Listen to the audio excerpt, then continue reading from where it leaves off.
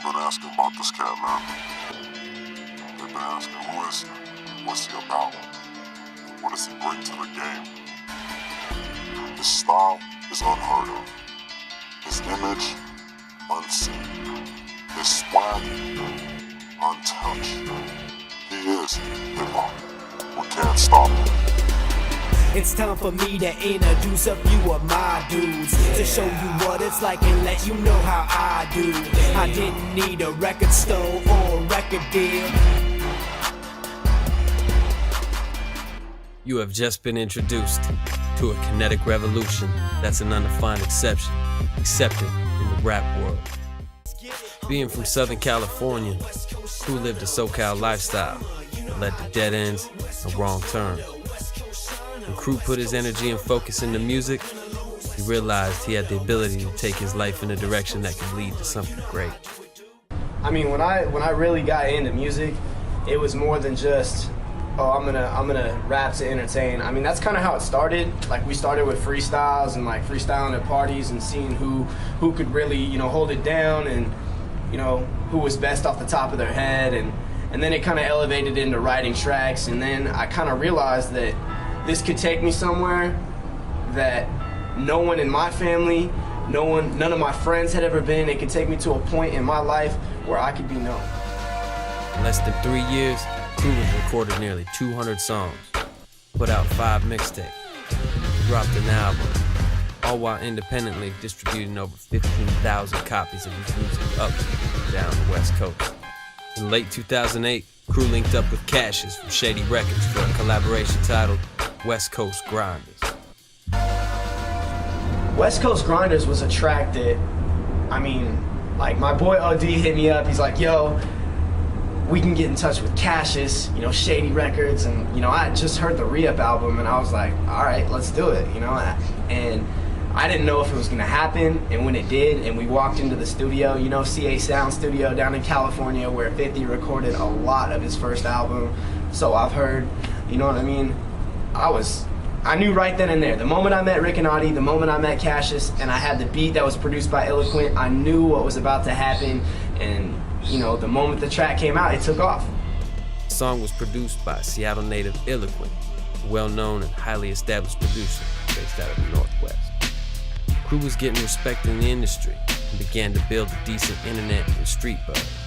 It all began with Krue impressing a talent agent in Hollywood with a 3-track demo. That agent booked Krue to open up for the Reyes brothers, Sen Dog and Cypress Hill, and the godfather of Latin hip-hop, Mellow Man Ace, at the world-famous Whiskey A Go-Go on the Sunset Strip.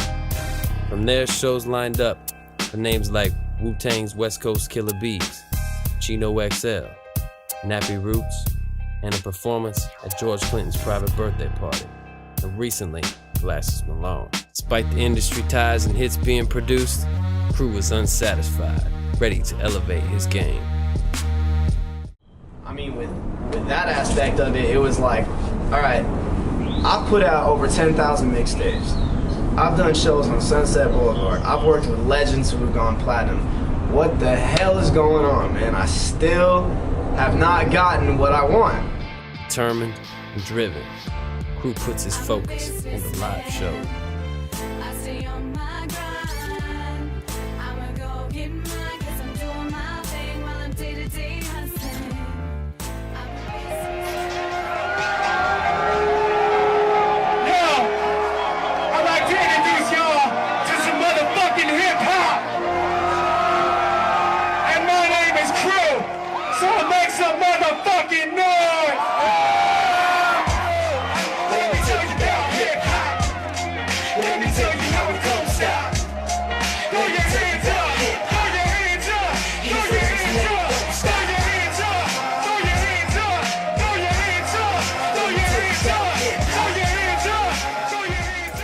His next project brings a new style and a new direction, appropriately titled Next in Line. Yeah.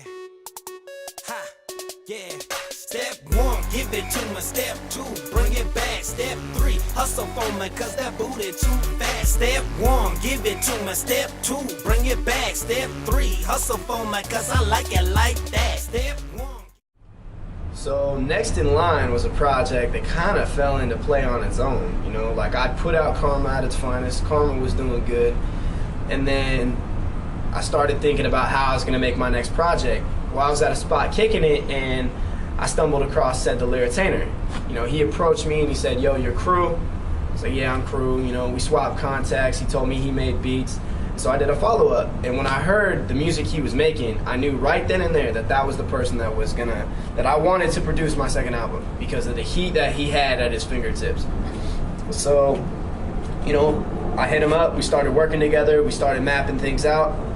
And the project just came out to be fire. And, you know, the whole plan has been executed perfect up to this point. And everything's been graphed out, and we're gonna do it exactly how we plan on doing it. And trust me, there's a reason this project is called Next in Line.